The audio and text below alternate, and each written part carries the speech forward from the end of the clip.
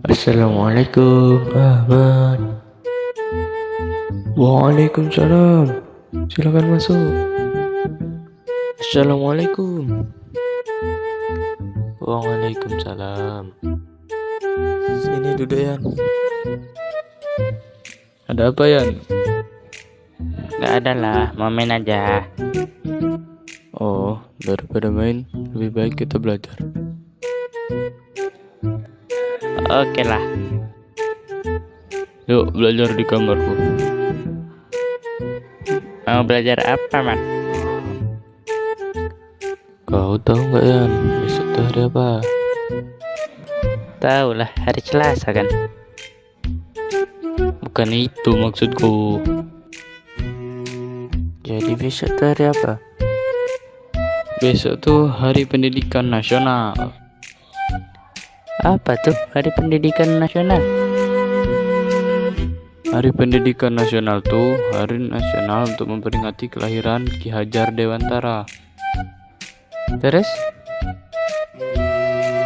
Maka dari itulah aku ngajak kau ke sini untuk mengetahui perjalanan hidup Ki Hajar Dewantara.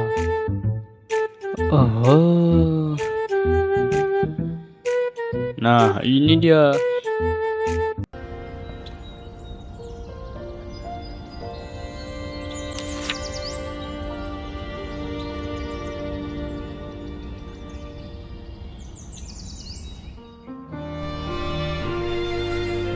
Bapak Pendidikan Indonesia.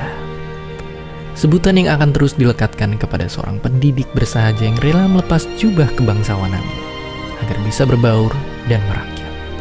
Tapi jarang kita tahu, sebelum menggagas filosofi pendidikan kita, beliau memulai langkahnya sebagai seorang aktivis, pejuang, dan wartawan cerdas dan tajam dalam mengkritik penjajahan. Dialah Ki Hajar Dewantara.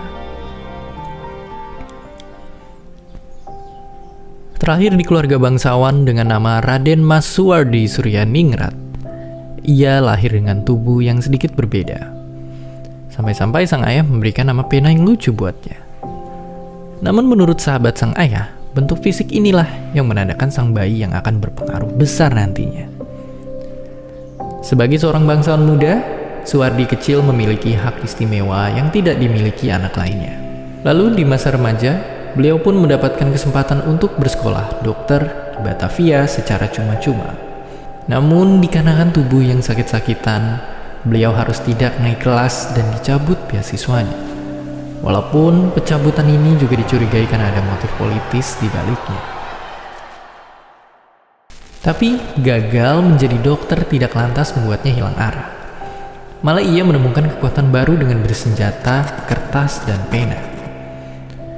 Tulisan-tulisan Suwardi menarik perhatian dua pemuda lainnya yang juga tengah membangun pergerakan, Dr. Cipto dan Douwe Dekker.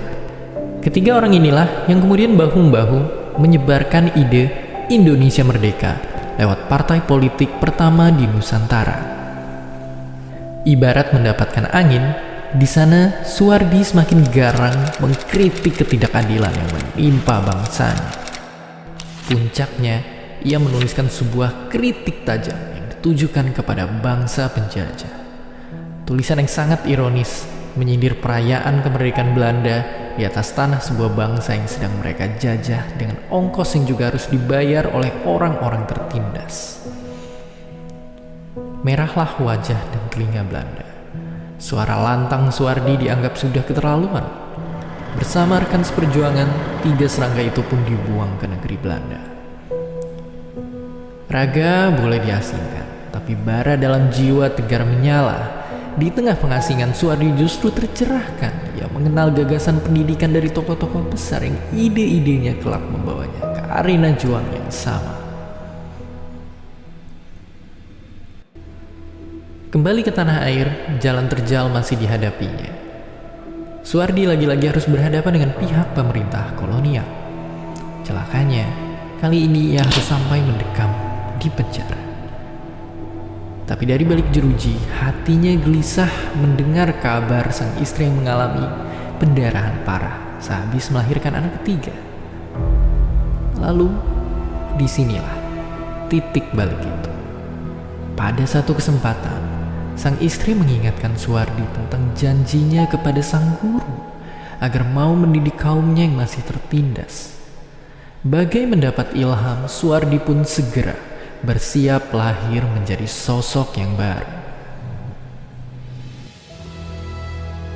Ya, ketika bebas, ia lekas mendirikan sebuah sekolah, Taman Siswa namanya.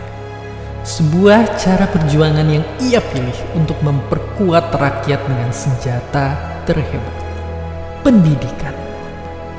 Ia juga menanggalkan nama kelahirannya, menggantinya dengan nama panggilan yang setara, Ki Hajar Dewantara. Mimpinya sangat besar dan melampaui zaman. Cita-cita untuk meraih kemerdekaan bukan hanya merdeka dari penjajahan bangsa-bangsa, tapi juga kebodohan yang memenjara. Inilah sumbangsih terbesar yang membuatnya dikenang sebagai Bapak Pendidikan Indonesia kelak. Perjuangan melawan penjajah tidak melulu dengan senjata. Kisah dari seorang dokter rakyat membela kaumnya dengan cuma-cuma, juru ketik yang rajin mengkritik, ataupun seorang pendidik yang rela turun dan meninggalkan zona nyaman, menyadarkan kita kalau perjuangan itu adalah tentang memiliki ide dan mimpi yang besar. Butuh 3 dekade bagi 3 serangkai sampai cita-cita kemerdekaan dinikmati oleh kita semua hingga hari ini. Sekarang, giliran kita untuk menentukan mimpi dan cita-cita besar bagi Indonesia di masa depan. Dan seperti biasa, terima kasih.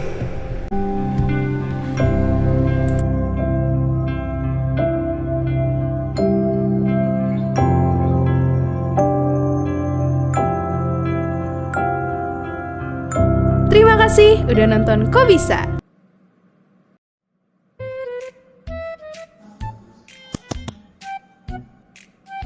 Wah, bagus banget videonya. Banyak pembelajaran yang bisa kita ambil di dalamnya. Dan buat kalian semua, jangan lupa subscribe channel Kok Bisa. Oh iya, dari video yang kita lihat tadi, sepertinya ada yang belum disebutkan, yaitu Semboyan Pendidikan Indonesia yang dibuat oleh Ki Hajar Dewantara, yang berbunyi Ingarso Sung Tulodo ing Madya Mangungkarso Tutwuri Handayani. Artinya yaitu kurang lebih seperti ini: di depan memberi teladan, di tengah memberi bimbingan, dan di belakang memberikan dorongan. Terima kasih kepada yang sudah menonton. Mohon maaf atas segala kekurangan. Saya akhiri, wabillahi taufiq wal hidayah. Wassalamualaikum warahmatullahi wabarakatuh. Oke, buat kalian semua, jangan lupa subscribe channel TV Semandai, dan jangan lupa like video ini. Tembuskan 1000 like kalau bisa.